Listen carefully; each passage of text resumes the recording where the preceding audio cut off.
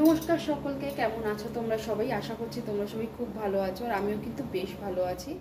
তো আজকে তোমাদের সাথে শেয়ার করব একটা অথেন্টিক বাঙালির রেসিপি, যেটা আমাদের নিরামিষ দিনে আমাদের স্বাদকে বাড়িয়ে তুলবে। এটা খুবই পুরনো একটা রেসিপি। এটাকে এখন বর্তমানে সবাই কোফতা কারি বলে, ছানার। তো আমি যেটা বলবো সেটা হলো ছানার ডালনা। বিকজ যুগ যুগ ধরে বাঙালিরা এই ছানার ডালনা নিরামিষ দিনে নিজেদের থালায় রেখে থাকে। তো সেটাকেই আমি একটু অন্যরকম অনুষ্ঠান বাড়ির স্টাইলে বানাবো। একটু রিচ হবে, কিন্তু মুখে স্বাদ বদল করবে। নিরামিষ দিনে যাদের খেতে অসুবিধা হয় তাদের জন্য এই রেসিপিটা একদম পারফেক্ট। তো চলো কিভাবে কি করছি সেটা তোমাদের সাথে শেয়ার করে নিই।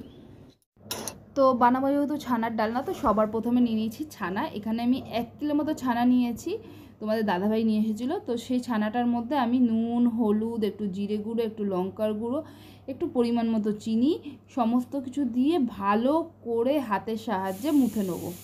আচ্ছা, এই ছানাটাকে ভালোভাবে মুথতে হবে। এতে তোমাদের যে আমি যে ময়দাটা এখন দিচ্ছি সেই ময়দাটা কম লাগবে। আর মুথে নিলে পরে বড়া ফেটে যাওয়ার কিন্তু কোনো চান্সেস নেই। বড়াগুলো শেপগুলো খুব ভালো হবে দেখতে। তো আমার এখানে মুথে নেওয়া হয়ে গেছে ছানাটা। এবার হাতের মধ্যে নিয়ে নিচ্ছি একটুখানি ঘি। জাস্ট হাতটা একটুখানি ঘিয়ে করে নিয়ে তারপরে এবার এই ছানাগুলোর মধ্যে থেকে নিয়ে নিচ্ছি ছোট ছোট বল। ছোট ছোট বল কেটে নিয়ে আমি এর মধ্যে দিয়ে দিচ্ছি 2টো করে কিশমিশ। তোমরা চাইলে দিতেও পারো, নাও দিতে পারো। আবার চাইলে কাজু বাদামও কিন্তু এর মধ্যে কেটে অ্যাড করতে পারো, স্বাদ ভালোই হয়। তো এখানে ছোট ছোট বলের আকারে আমি গড়ে নিচ্ছি। যতক্ষণে আমি বল গড়ে নিচ্ছি ততক্ষণে তোমরা এক কাজ করো, লাইক, কমেন্ট আর সাবস্ক্রাইবটা করে নাও আমার চ্যানেলটাতে।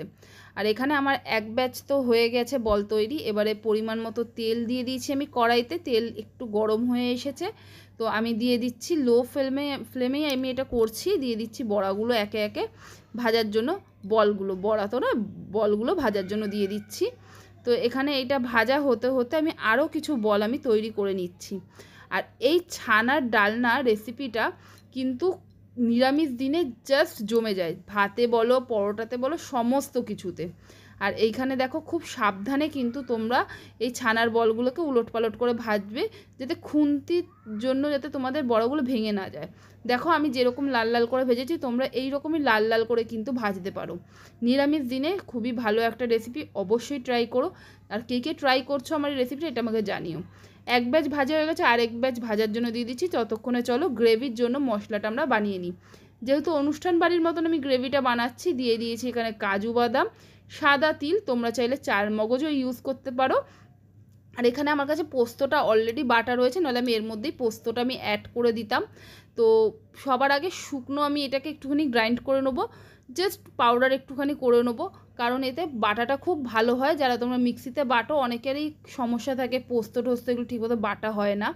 তো তারপরে আমি দই দিয়ে কিন্তু এটাকে বেটে নিচ্ছি, সেটা আমি স্কিপ করে গেছি, সরি। তো এবারে চলো একটা বাটির মধ্যে কিছু শুকনো মশলা আমরা তৈরি করে নিয়ে নিচ্ছি। এই বাটিটার মধ্যে আমি একটুখানি লঙ্কার গুঁড়ো, হলুদ গুঁড়ো, জিরে গুঁড়ো, ধনে গুঁড়ো, আর নিয়ে নিচ্ছি সামান্য লবণ এবং মানে নুন।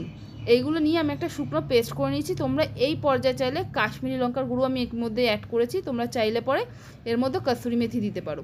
যেই কড়াইতে আমি বড়াগুলো ভেজেছি ওই কড়াইয়ের তেলের মধ্যে অল্প একটু তেল কমিয়ে নিয়েছি। আমি কমিয়ে নেওয়ার পর ওই তেলের মধ্যে আমি অল্প একটু ঘি আর গোটা গরম মশলা, একটা তেজপাতা ফোড়ন দিয়ে গুঁড়ো মশলাগুলোকে দিয়ে দিয়েছি। যতক্ষণ না ফোড়নে গন্ধ বেরোচ্ছে ততক্ষণ কিন্তু মশলা অ্যাড করো না। গুঁড়ো মশলাগুলো একটু হালকা ভাজা হতে হতে আমি দিয়ে দিচ্ছি মিক্সিতে পেস্ট করে রাখা মশলাটা, যেই মশলাটা তিল, পোস্ত, এই সমস্ত জিনিসগুলো রয়েছে সেগুলো। এবারে এখান থেকে একটু তেল যেই ছেড়ে দিয়েছে, অমনি যেহেতু আমি বাঙালি, তো মিক্সি ধোয়া মশলাগুলোও কিন্তু আমি এর মধ্যে দিয়ে দিচ্ছি। একটুও মশলা নষ্ট করা যাবে না, টাকা দিয়ে কিনতে হয় বস এগুলো, তো নষ্ট করা তো যাবে না। তো দেখো এবারে মোটামুটি একটু তেল যেহেতু ছেড়ে দিয়েছে, তো এই পর্যায়ে এবার আমি কি করব, দিয়ে দেবো পরিমাণ মতো জল।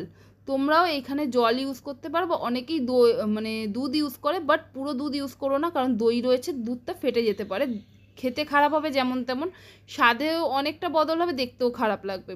তো এখানে দেখো জলটা যেই টকবগিয়ে ফুটে এসেছে, দিয়ে দিলাম ছানার বলগুলো যে ভেজে রেখেছিলাম। ব্যাস, আর কি, একটা ফুট আসতে থাকুক, তারপরে না হয় আমরা পরে দেখাচ্ছি কি করব। তো এরপরে আমি দিয়ে দিচ্ছি এখানে দুধ।